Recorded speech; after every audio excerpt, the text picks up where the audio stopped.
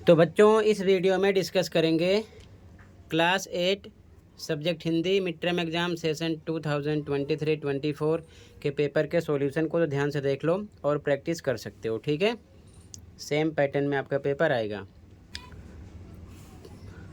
खंड आ का पहला क्वेश्चन, निम्नलिखित गद्यांश को ध्यानपूर्वक पढ़िए और पूछे गए प्रश्नों के उत्तर लिखिए। ठीक है, गद्यांश को आप पढ़ लेना। क्वेश्चन है पहला, गद्यांश के अनुसार खिलौने वाला बच्चों को खिलौने कैसे बेचता था। ये खिलौने है, गलती से प्रिंट है। ठीक है, ध्यान रखना।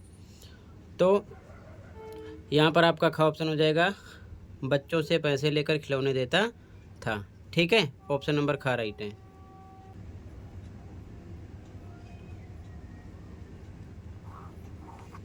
अगला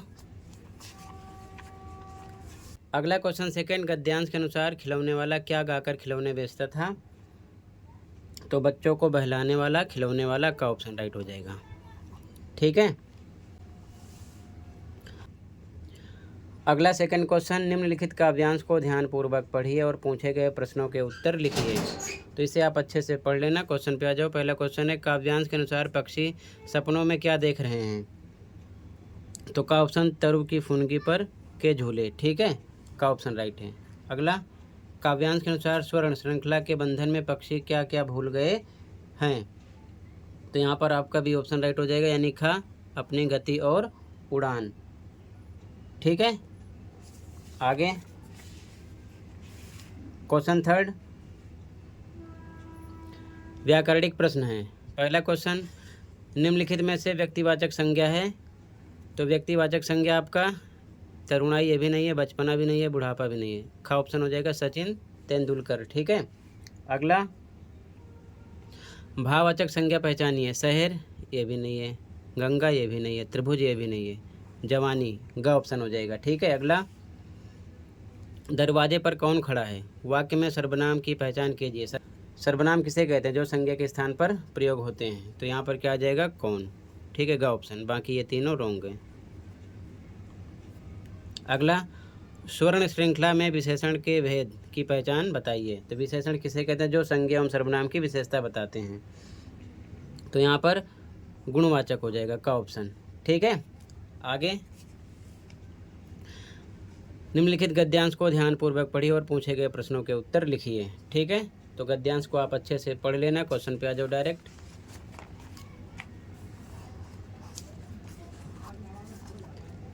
पहला क्वेश्चन है, गद्यांश के अनुसार लेखक गर्मी की छुट्टी में कहाँ जाता था।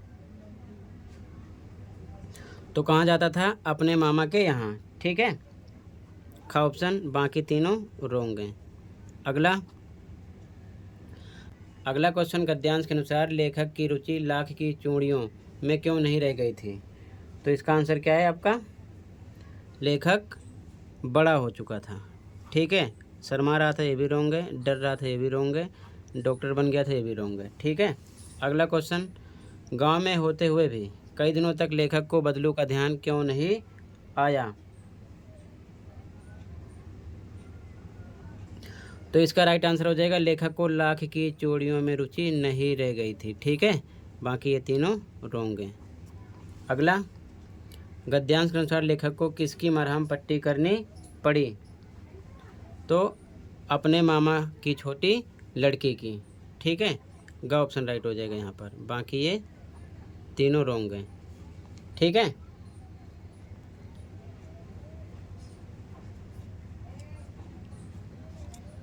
आगे देखो।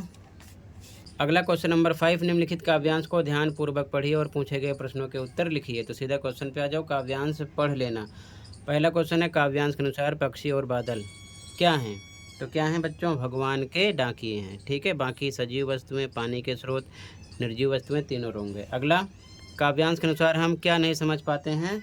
तो पक्षी और बादल द्वारा लाई गई चिट्ठियां नहीं समझ पाते हैं। ठीक है बच्चों, बाकी वर्षा का पानी, डाकिए की कहानी, पक्षियों का जवान, ये सब हम समझ जाते हैं। अगला, कवि के अनुसार पक्षी और बादल कहाँ जाते हैं। तो एक घर से दूसरे घर गलत है, एक पेड़ से दूसरे पेड़ ये भी गलत है। आगे देखो,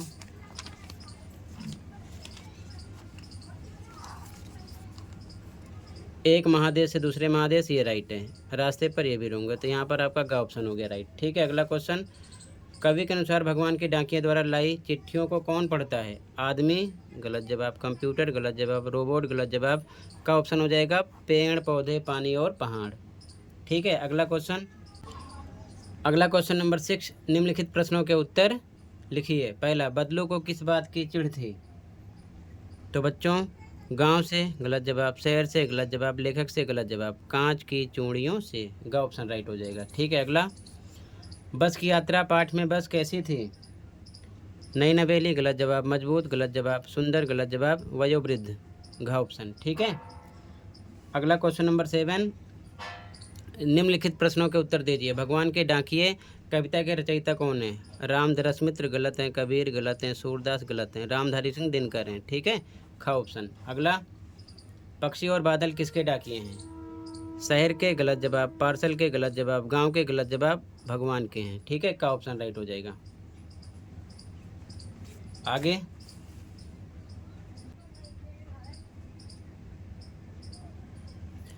खंडवा वर्णनात्मक प्रश्न, क्वेश्चन 8, निम्नलिखित व्याकरणिक प्रश्नों के उत्तर लिखिए। दो शब्दों के मेल को क्या कहते हैं? तो बोलते हैं समास।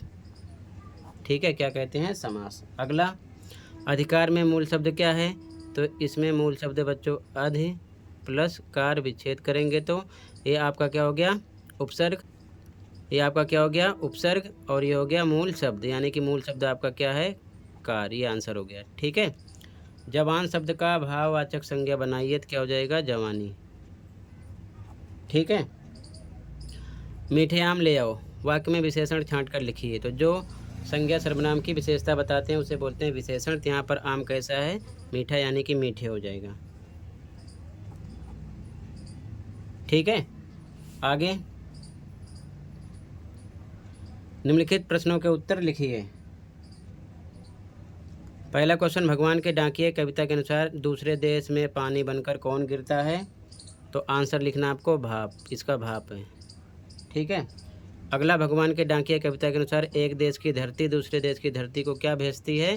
तो आंसर है सुगंध। क्या भेजती है? सुगंध। ठीक है, अगला, भगवान के डाकिए कविता में वर्णित पेड़ पौधे पानी और पहाड़ किसके अंग हैं? तो बच्चों प्रकृति के।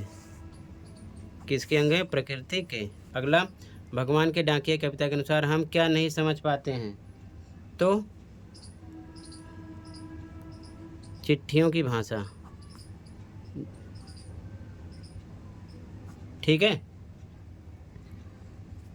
अगला,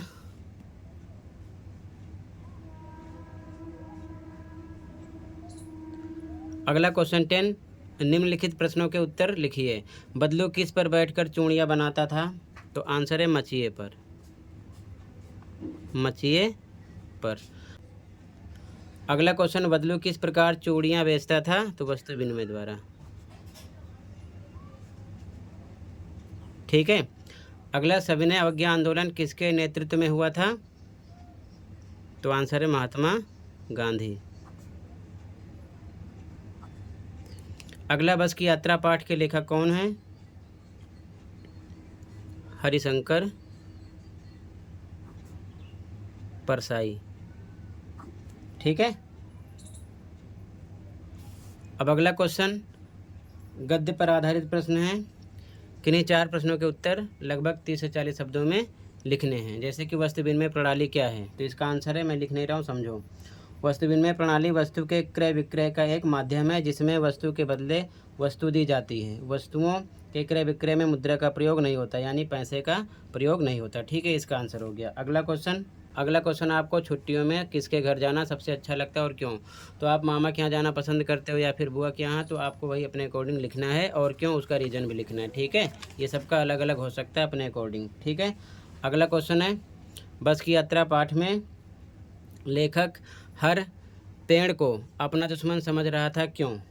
तो इसका आंसर है, बस की यात्रा पाठ में लेखक हर पेड़ को अपना दुश्मन इसलिए समझ रहा था कि बस पता नहीं कब किस पेड़ से टकरा जाए और हम शिकार हो जाएं, इसीलिए इसका आंसर था। अगला, आपके सपनों का भारत कैसा होना चाहिए? तो आंसर अपने अकॉर्डिंग आपको बना के लिखना था।